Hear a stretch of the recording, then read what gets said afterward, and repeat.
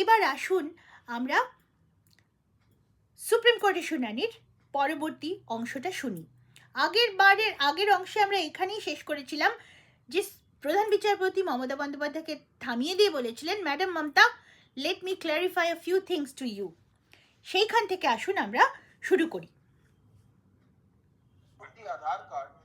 About the Aadhaar card, this matter about SIR's validity issue. SIR's validity issue is being argued before us from last more than 2 months.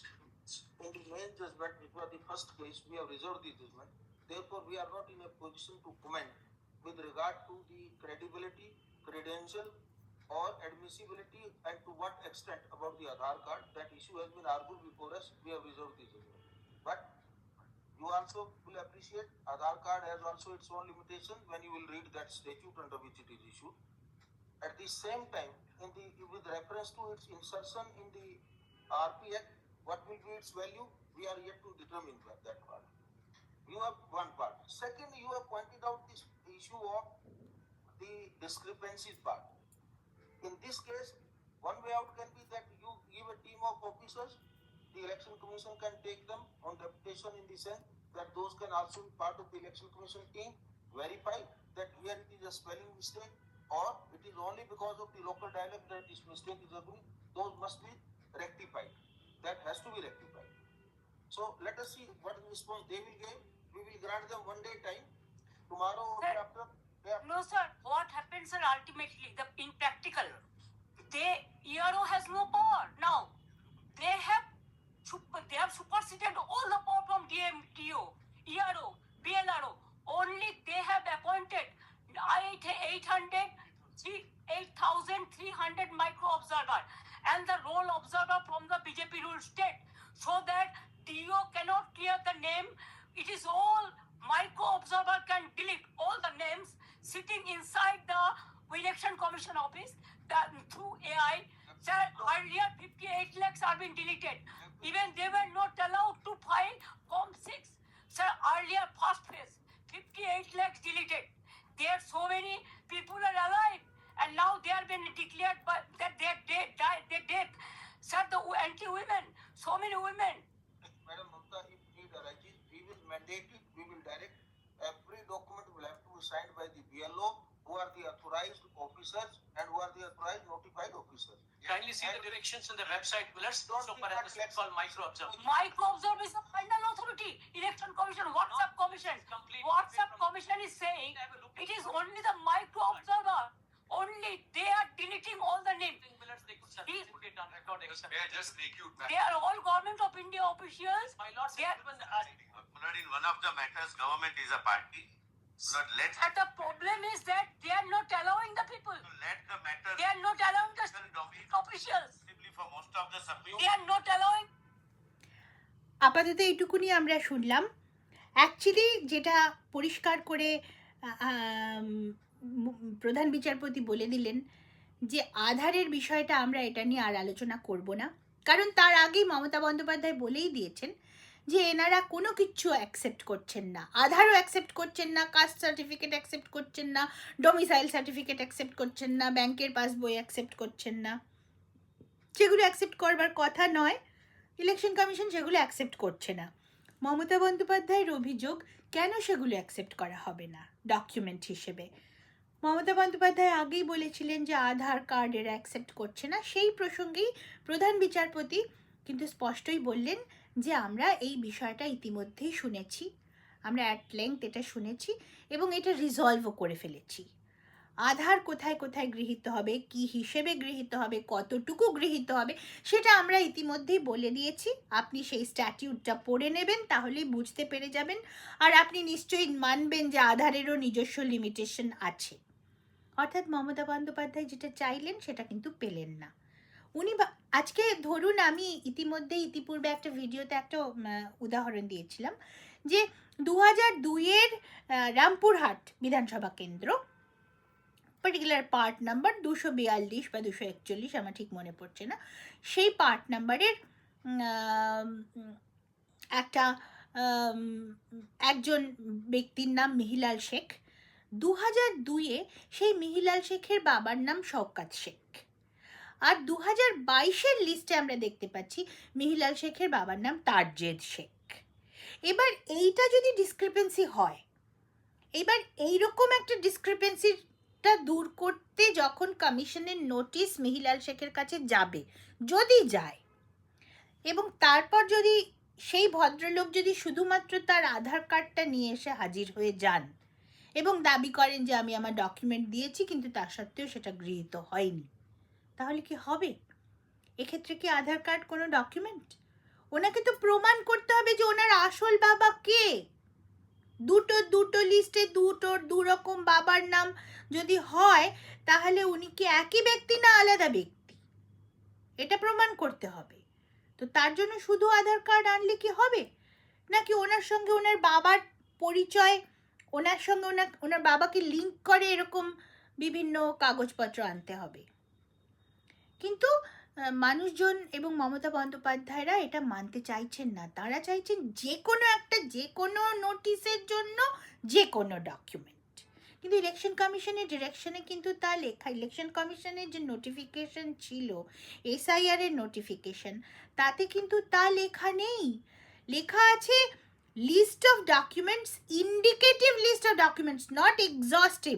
মানে যে সমস্ত জিনিসগুলো document হিসেবে গণ্য হবে তার একটা এক্সাম্পল লিস্ট ইলেকশন কমিশন টাঙিয়ে দিয়েছে, এখনও আছে। ইলেকশন কমিশনের ওয়েবসাইটে গেলেই দেখা যাবে যে একটা এক্সাম্পল লিস্ট, যেমন ধরুন এই জিনিসগুলো কাজে আসবে ডকুমেন্ট হিসেবে, কিন্তু সেটাও এক্সস্টিভ নয়।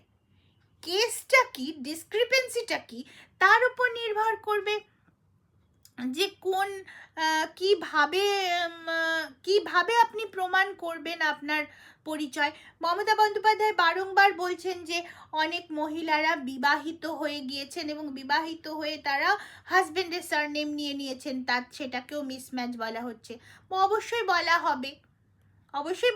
আমার ক্ষেত্রেও হয়েছিল, যখন আমি প্রথম আমার বিবাহের পর যখন আমি আবার নতুন করে আমার শ্বশুরবাড়ির জায়গায় এসে নাম তুলতে গেলাম, তখন পুরনো জায়গায় ফর্ম 7 ফিল আপ করে নাম কাটিয়ে তারপর নতুন জায়গায় এসে ফর্ম 6 ফিল আপ করে, এবং তখন ম্যারেজ রেজিস্ট্রেশন সার্টিফিকেটটা দিতে হয়েছিল যে আমার ওই পূর্ববর্তী নামের মেয়েটি যে এখন নতুন নামে এসে গেছে সেইটা কিন্তু প্রকাশ করতে মানে প্রমাণ করতে হয়েছে, করে তবেই নাম উঠেছে।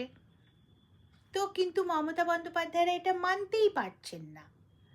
তো সেইখানে কিন্তু দাঁড়িয়ে প্রধান বিচারপতি স্পষ্ট বলে দিলেন যে আধারের নিজস্ব লিমিটেশন আছে, সেটা আপনিও নিশ্চয়ই মানবেন, এবং আমরা এই নিয়ে একটা রেজলিউশন হয়ে গেছে, এটা নিয়ে আমরা আর কথা বলবো না।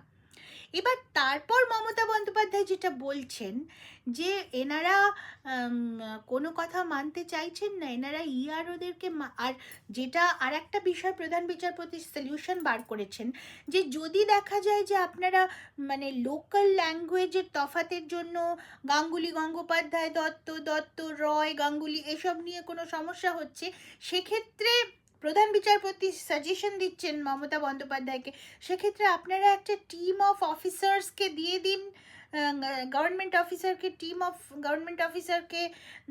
দিন ইলেকশন কমিশনকে, যারা ইলেকশন কমিশনেরই আন্ডারেই কাজ করবে, let them be election commission officers, এবং তারাই না হয় এই ব্যাপারটা দেখবেন যে কোন নামগুলো শুধুমাত্র কোন লজিক্যাল ডিসক্রিপেন্সির নোটিশ শুধুমাত্র এই নামের বানানের তফাতের কারণে হচ্ছে, যেগুলো আদারওয়াইজ সর্টেড হয়ে যেতে পারে। আপনি একটা সেট অফ অফিসার্স ইলেকশন কমিশনকে দিন, এবং সাথে সাথে মমতা বন্দ্যোপাধ্যায় কিন্তু প্রতিবাদ করলেন। আমাদের বুঝতে হবে যে এখানে উনি কেন প্রতিবাদ করলেন, ওনার কোন আপত্তি থাকতে পারে যে একটা সেট অফ গভর্নমেন্ট অফিসার্সকে যদি উনি ইলেকশন কমিশনকে দিয়ে দেন, ডেপিউট করেন ইলেকশন কমিশন, ওনার কোথায় অসুবিধে হবে? ওনার অসুবিধে আছে। উনি চাইছেন না যে যখন কোনো ওয়েস্ট বেঙ্গল গভর্নমেন্টের অফিসার্সরা যখন ইলেকশন কমিশনের কাছে ডেপিউটেড হবে, তখন সেই অফিসারদের বিরুদ্ধে ডিসিপ্লিনারি প্রসিডিংস হোক বা সেই অফিসারদের তাদের যে সার্ভিসগত ডিসিশনস সেগুলোও কিন্তু অর্থাৎ তাদের বস কিন্তু তখন হবে ইলেকশন কমিশন, মানে chief electoral officer would be their boss. যখন অফিসাররা যাবেন কনসার্ন যে কোনো সরকারি দপ্তর থেকে যখন ইলেকশন কমিশনের কাজের জন্য ডেপুটেড হবেন, তখন সেই সময় সেই পিরিয়ডে তাদের বস কিন্তু হয়ে যাবে ইলেকশন কমিশনের কনসার্নড হায়ার অথরিটি। কি অর্থাৎ তখন তারা যদি কোনো গোলযোগ পাকান, তখন তাদের সাসপেনশন অর্ডারে সাইন করার অধিকারও ইলেকশন কমিশনের অফিসারদের থাকবে, রাজ্য সরকারের অফিসারদের থাকবে না। এইটা মমতা বন্দ্যোপাধ্যায় চাইছেন না, যে কারণে তিনি এক্সক্লুসিভলি কোনো অফিসারকে কখনোই ইলেকশন কমিশনকে ডেপুটেশনে দিতে রাজি নন। ইআরও এইআরও ডিইওদের ব্যাপারটা কি, তাঁরা কিন্তু যতই ইআরও হন না কেন, একই সঙ্গে তাঁরা কিন্তু তাদের অন্য যে অফিশিয়াল ডিউটিস সেগুলোও পালন করছেন। যদি বিডিওরা ইআরওর ভূমিকা পালন করে থাকেন, তাহলে বিডিও হিসেবেও কিন্তু তিনি কাজ করছেন, ইআরও তার অ্যাডিশনাল ডিউটি হচ্ছে, এবং সেক্ষেত্রে তার হায়ার অথরিটি কিন্তু রাজ্য সরকারই থাকছে, ইলেকশন কমিশন হয়ে যাচ্ছে না। সেই কারণে ইআরও এইআরওতে মমতা বন্দ্যোপাধ্যায়ের আপত্তি নেই, কারণ তারা সরকারি অফিসারই থাকছেন এবং তাদের দণ্ডমুণ্ডের কর্তাও রাজ্য সরকারই থাকছে। অ্যাডিশনাল ডিউটি হিসেবে তারা ইআরও হচ্ছেন, কিন্তু অরিজিনালি তারা বিডিও এসডিও এই সমস্তই থাকছেন, ডিইওরা ডিএম থাকছে, সেটাই থাকছে। সুতরাং মমতা বন্দ্যোপাধ্যায় তাতে কোনো অসুবিধা হবে না। অর্থাৎ কারণ সেই সমস্ত অফিসারদের মানে টুটিটা অ্যাকচুয়ালি তাদের হাতেই ধরা আছে। কিন্তু যদি কাউকে ডেপিউট করে দিতে হয় ইলেকশন, যে সাজেশনটা প্রধান বিচারপতি বারবার দিচ্ছেন যে আপনারা একদল অফিসারকে দিয়ে দিন, পশ্চিমবঙ্গ সরকার একদল অফিসারকে ডেপিউট করে দিন ইলেকশন কমিশনকে, তাঁরা দ্রুত গতিতে এই যে সমস্ত ডিসক্রিপেন্সিগুলো কেবলমাত্র নামের বানানের বা উচ্চারণের তফাৎ, সেগুলো তাঁরা সর্ট আউট করে ফেলবেন। কিন্তু মমতা বন্দ্যোপাধ্যায় তাতে রাজি নন। তিনি সাথে সাথে বলে উঠছেন যে ওরা এইআরও ডিইও কাউকে মানছে না, সকলকে সুপারসিড করে মাইক্রো অবজারভারদেরকে দিয়ে শুধুমাত্র বলছেন যে মাইক্রো অবজারভাররা এই সমস্ত ডিসিশন নেবে। ওনারা কাউকে শুনছেন না, শুধু মাইক্রো অবজারভার, এবং সেই মাইক্রো অবজারভাররা সমস্ত অন্যান্য কেন্দ্রীয় সরকারি অফিসার, বিজেপি রুলড স্টেটের অফিসার। অর্থাৎ আবার সেই রাজনীতির কথা তিনি কিন্তু নিয়ে এলেন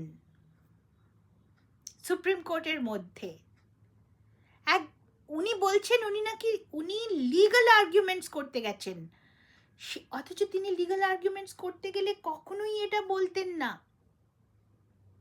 যে বিজেপি রুল স্টেটস থেকে সমস্ত সেন্ট্রাল গভর্নমেন্ট এমপ্লয়িরা কি ওনার পর?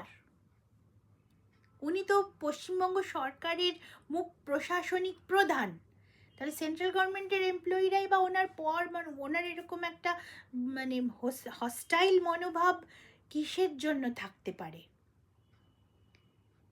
তো পরবর্তী অংশটা আমরা শুনি, আসুন।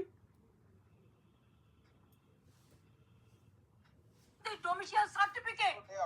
They are not allowing the government certificate. Let there be a direction, Millets, we should be served the copies. May I just highlight? I have something. Yeah, I just want to highlight 2 points. If your lordship would just take up, I want to save time, so just go to my note for a moment. Just go back. But I want to intervene for 1 minute, if lordship permits, Lord. We have written several letters to the state government to give us Group B, Lord, the class 2 officers of the rank of SDM or equivalent, so that, Lord, EROs can be appointed. That's the standard pattern, Lord, that they should be class 2 officers because they decide vital rights, papers and all. No, that has. Now they have given, Lord, only about 80 officers of that rank. All of them were given who were clerks and below, who were working under the pressure of the state government. Therefore, we had to appoint, Lord, micro observers who can assist, Lord, in case, Lord, they are in the confusion.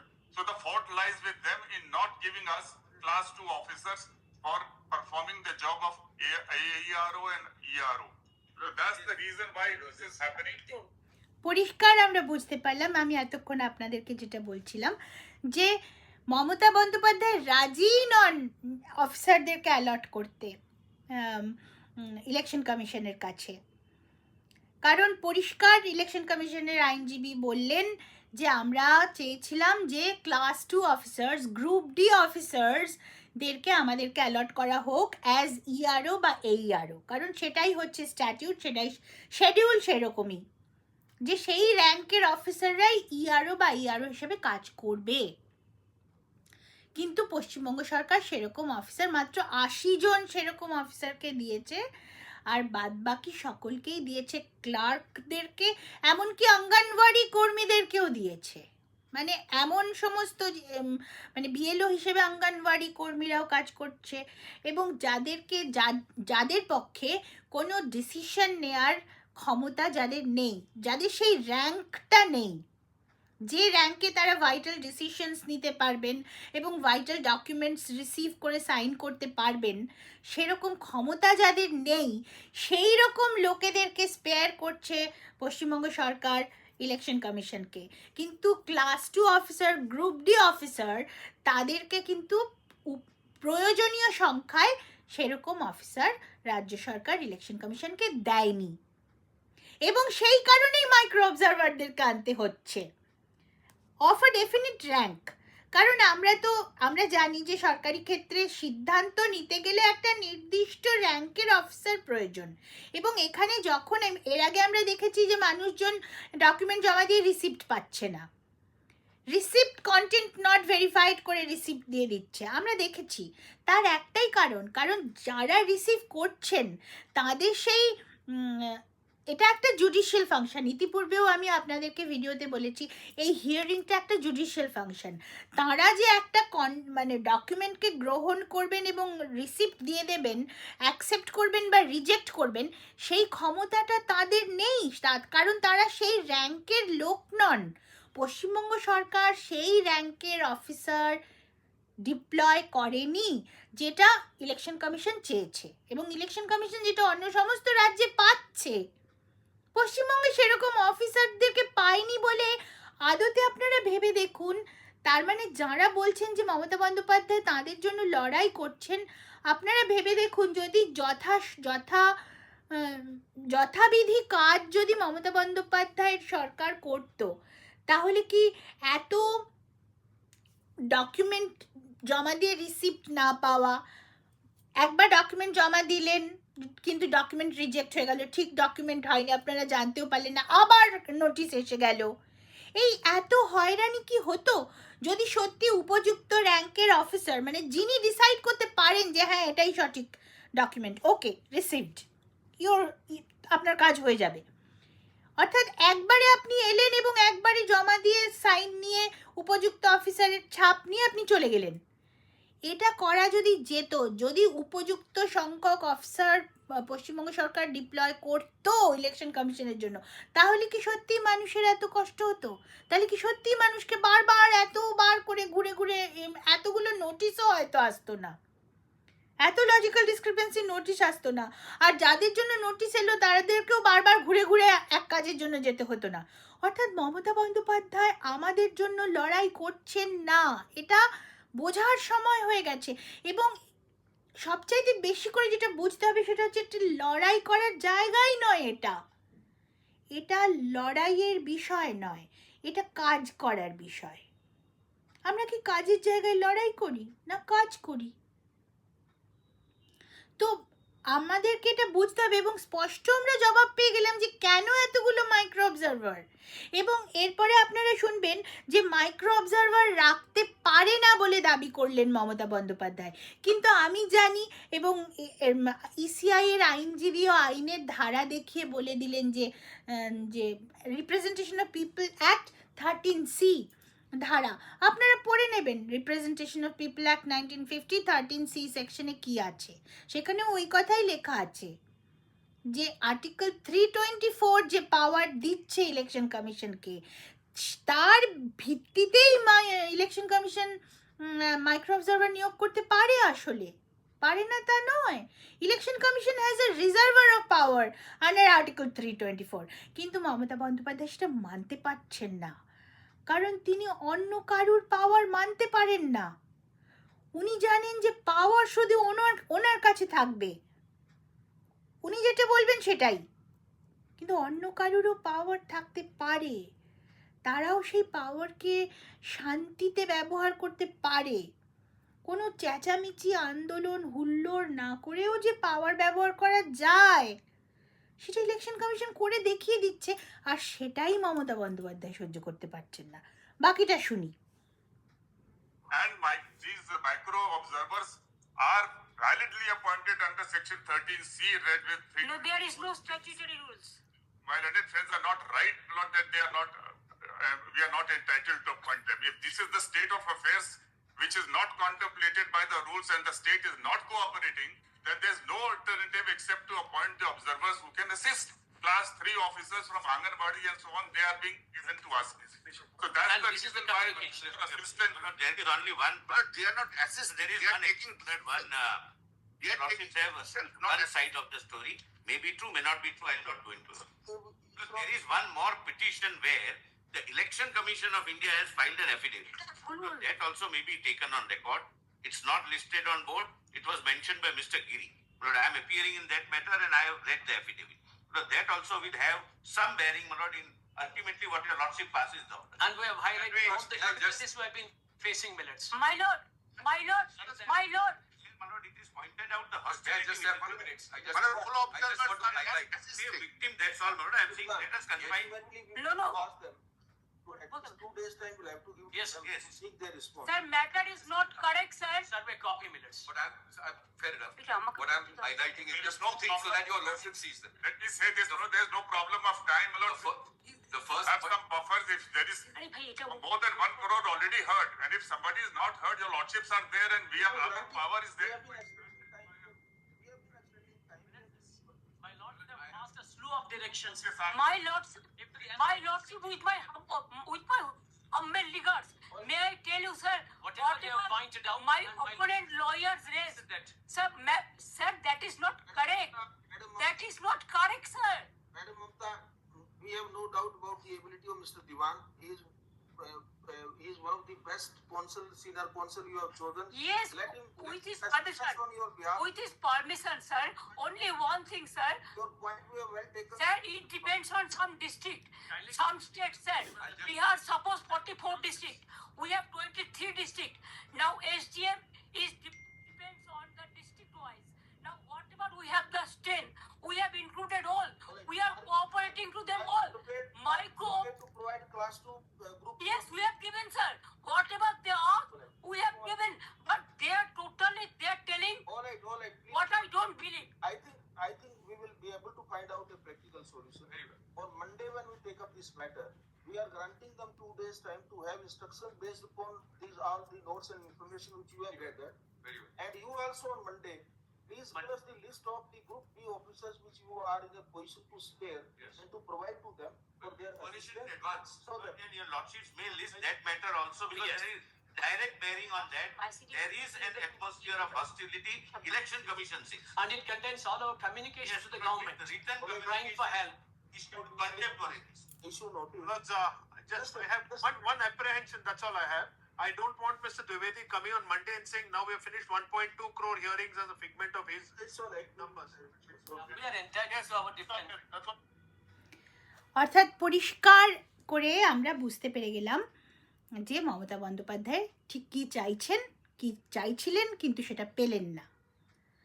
তিনি স্পষ্টই বললেন যে micro observer নিয়োগ করবার নাকি কোনো জায়গায় election কমিশনের নেই, কিন্তু ইলেকশন কমিশনে সেটা আছে।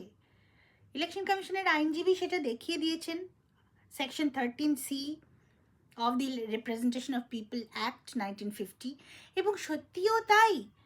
ইলেকশন কমিশনের তো এখানে অন্য কোনো উপায় নেই, কারণ যেটা সুপ্রিম কোর্ট যে অর্ডারটা দিল পশ্চিমবঙ্গ সরকারকে যেটা দেখাতে হবে সেটা হচ্ছে ওই গ্রুপ ডি অফিসারের কতজন একটা লিস্ট তাদেরকে দিতে হবে সুপ্রিম কোর্টের কাছে, যাতে যাদেরকে এরা স্পেয়ার করতে পারে, সরকার স্পেয়ার করতে পারে। এবং এখানে সলিসিটর জেনারেল তুষার মেহতা ছিলেন, তিনি যে কথাটা বললেন সেটা খুব ইম্পর্ট্যান্ট। তিনি বললেন আর একটা ইলেকশন কমিশন আর একটা অ্যাফিডেভিট ফাইল করেছে, আমি সেই কেসটার সঙ্গে রিলেটেড, এবং সেটা ডাইরেক্ট প্রভাব আছে এসবের উপরে। কারণ ইলেকশন কমিশন যেটা বলেছে সেটা হচ্ছে ইলেকশন কমিশনের আন্ডারে কর্মরত অফিসারদের থ্রেট করা হচ্ছে, তাদের প্রতি হস্টিলিটি দেখা যাচ্ছে, এবং সেই কারণেই তারা ঠিকঠাকভাবে কাজ করতে পারছেন না। সোমবার দিন এই কেসের পুনরায় শুনানি হবে। এবং সবচাইতে যেটা মজার কথা আমরা যেটা শুনতে পেলাম, মমতা বন্দ্যোপাধ্যায়ের ওই কনস্ট্যান্ট র্যান্টকে থামিয়ে দিয়ে প্রধান বিচারপতি বললেন, madam Mamata, we have enough faith on advocate Shyam Diwan, অর্থাৎ আপনার কথা আমরা আর শুনতে চাইছি না, আমাদের যথেষ্ট ভরসা শ্যাম দিওয়ানের প্রতি আছে, উনিই যথেষ্ট, আপনার কথা আমরা আর শুনতে চাইছি না। কিন্তু তারপরেও মমতা বন্দ্যোপাধ্যায় সেই র্যান্ট চালিয়ে গেলেন। শেষ পর্যন্ত বাধ্য হয়ে প্রধান বিচারপতি ঠিক আছে আমরা নিশ্চয়ই একটা সুটেবল সলিউশন বার করব। ভদ্রমহিলা কিন্তু কোনো জায়গাকেই বাদ রাখলেন না, কাউকেই ছোট করতে উনি বাকি রাখলেন না। এগুলো বড়ই যন্ত্রণার এবং বড়ই প্যাথেটিক। পশ্চিমবঙ্গের মানুষের বোঝার সময় হয়েছে যে এই রকম একটা পরিস্থিতিতে কিন্তু আমরা সুস্থভাবে বাঁচতে পারবো না রাজ্যটা। আমাদের ছেলে মেয়েদের যারা ছোট, যারা এখন শিক্ষা পাচ্ছে, তাদের শিক্ষার অবস্থা করুন। তারা পরবর্তীকালে এখনকার যারা তরুণ যুবক, তারা তো তবু বাইরে মাইগ্রেন্ট লেবার হয়ে যাচ্ছে, কিন্তু যারা এখন ছেলে মানুষ, যারা লেখাপড়া করছে, তারা যখন কর্মক্ষম হবে, আপনারা ভেবে দেখেছেন তারা তো অন্য কোথাও গিয়ে কাজও পাবে না, কারণ তাদের সেই কর্মক্ষমতাটাও তো নষ্ট হয়ে যাচ্ছে, কারণ তাদের উপযুক্ত শিক্ষা তারা পাচ্ছে না এই স্টেটে। এই স্টেটে তারা শুধু দেখছে সব কিছুকে চ্যালেঞ্জ করতে হয়, সবসময় স্ট্রিট ফাইটে যেতে হয়, লড়াই করতে হয়, সব কিছুতে ঝগড়া করবার জন্য এগিয়ে যেতে হয়। তাদের তো উপযুক্ত শিক্ষা হচ্ছে না, তাহলে তারা পরবর্তীতে কি করে খাবে সেটা ভাববার সময় হয়ে গেছে। পশ্চিমবঙ্গের মানুষকে এখন সত্যি সত্যি সচেতন হতে হবে। নমস্তে, থ্যাংক ইউ ভেরি মাচ।